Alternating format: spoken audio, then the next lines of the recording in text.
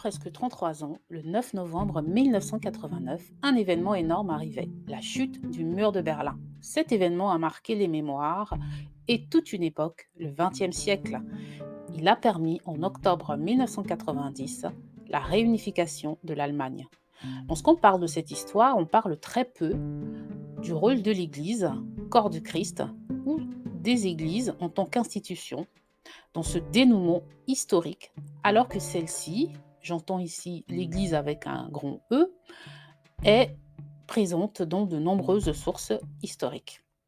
Berlin était l'une des villes les moins religieuses, entre guillemets, de l'Europe, et pourtant, durant la période d'avant la chute du mur, être chrétien était une forme de résistance au pouvoir en place.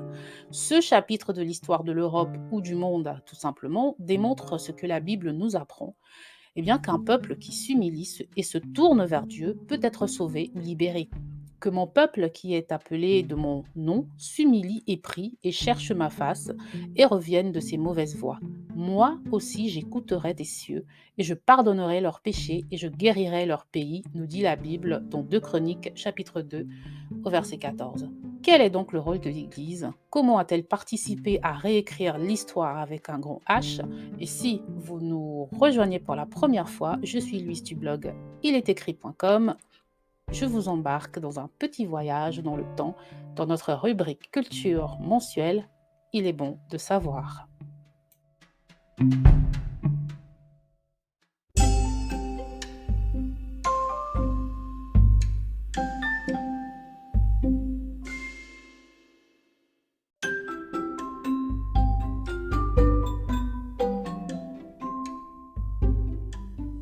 Quand les justes se multiplient, le peuple se réjouit. Mais quand le méchant gouverne, le peuple gémit. Ces paroles du proverbe 29 au 2e verset dénotent une réalité que nous n'avons pas besoin de démontrer dans notre monde actuel. Il nous suffit de poser nos regards sur de nombreuses nations et de mettre en parallèle leurs dirigeants, leurs actions et la condition de leur peuple.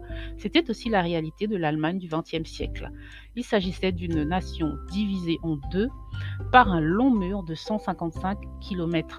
Après la Seconde Guerre mondiale, l'Allemagne est occupée par les 4 puissances victorieuses et il y a d'une part la RDA à l'est sous influence soviétique, puis de l'autre la RFA à l'ouest liée au bloc occidental. Berlin, la capitale allemande, était placée dans l'Allemagne de l'Est. Le mur de Berlin est construit en 1961. Sous le communisme, les chrétiens sont persécutés, menacés, emprisonnés. Certains de vous connaissent peut-être la célèbre histoire de Frère André, fondateur de l'organisation Porte Ouverte, qui faisait entrer clandestinement des Bibles en Allemagne. Histoire qu'il raconte dans son livre God Smuggler, que je vous encourage à lire si vous le pouvez.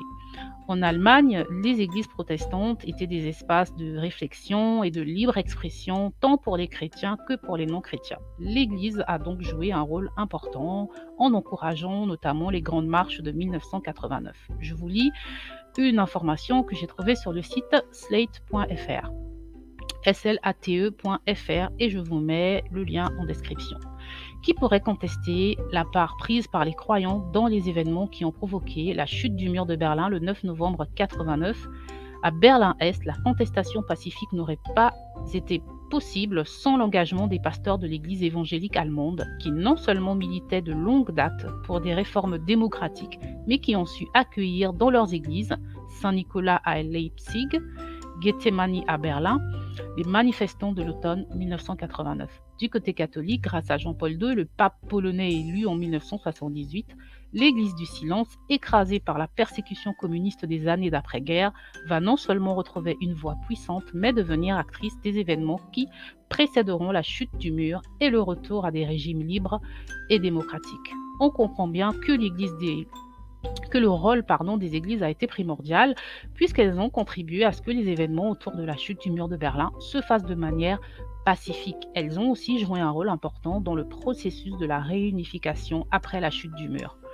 On parle donc souvent de ce rôle de support de la pensée libre qu'apportait l'Église, mais on oublie aussi de parler de la prière, première arme de l'Église contre l'oppression. Les communautés protestantes, par exemple, étaient connues pour leur pratique des prières pour la paix.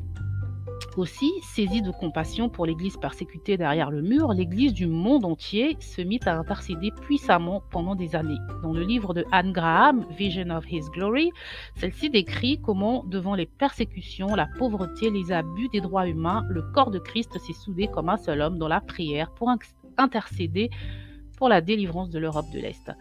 Les chrétiens en Allemagne se retrouvaient eux aussi pour intercéder pour leur nation.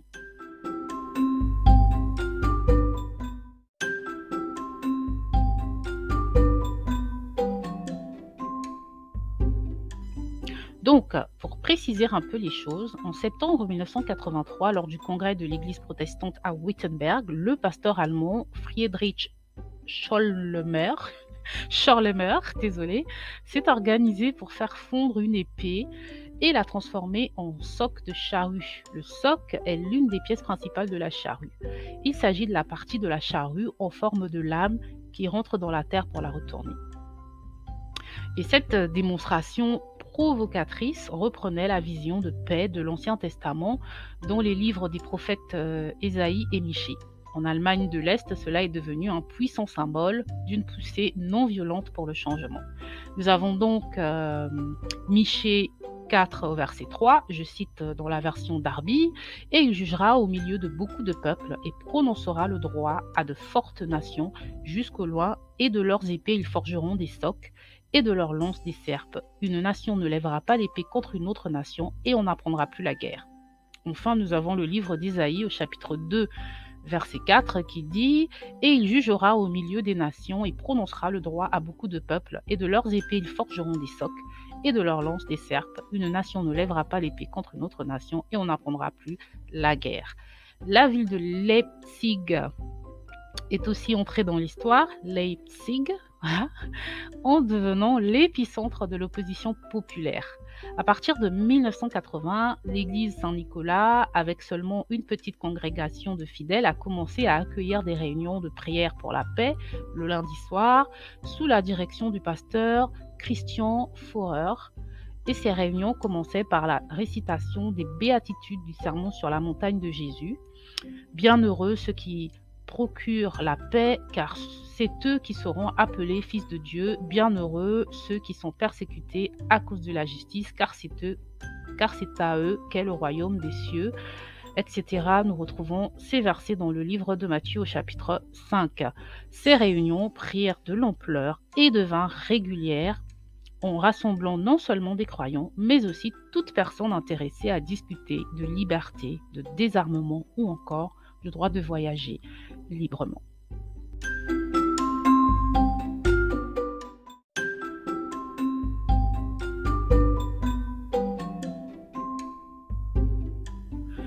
Alors, pourquoi cette histoire est-elle si intéressante? Parce qu'elle démontre que la Bible est vraie et surtout qu'elle témoigne que par la prière, le peuple de Dieu peut faire la différence. Daniel, dans le chapitre 9 du livre qui porte son nom, intercède en se repentant, en s'humiliant et prenant les torts de son peuple comme les siens. Il intercède, il prie, il supplie et Dieu répond à sa prière. Nous pouvons donc suivre ce bel exemple et intercéder pour nos nations et nos dirigeants afin que le Seigneur agisse en notre faveur, car c'est lui qui guérit et libère les cœurs, les hommes et les nations. Il est écrit dans 1 Timothée au chapitre 2 des versets 1 à 2, « J'exhorte donc avant toute chose à ce qu'on fasse des supplications, des prières, des intercessions, des actions de grâce pour tous les hommes, pour les rois et pour tous ceux qui sont haut placés, afin que nous puissions mener une vie paisible et tranquille en toute piété et honnêteté. » Aujourd'hui encore, l'Église avec un grand E est appelée à intercéder pour des peuples, pour des nations, car Dieu cherche pour agir des hommes et des femmes qui se tiennent à la brèche. Et j'ai cherché parmi eux un homme qui ferma l'enceinte et qui se tint à la brèche devant moi pour le pays, afin que je ne le détruise pas, mais je n'en ai point trouvé, nous dit Ézéchiel 22, 30. Voilà donc pour aujourd'hui, merci de m'avoir écouté, j'espère que vous avez appris quelque chose, si oui, c'est super, sinon, eh bien, ce sera peut-être pour la prochaine fois dans un nouvel épisode d'Il est bon de savoir. Ciao!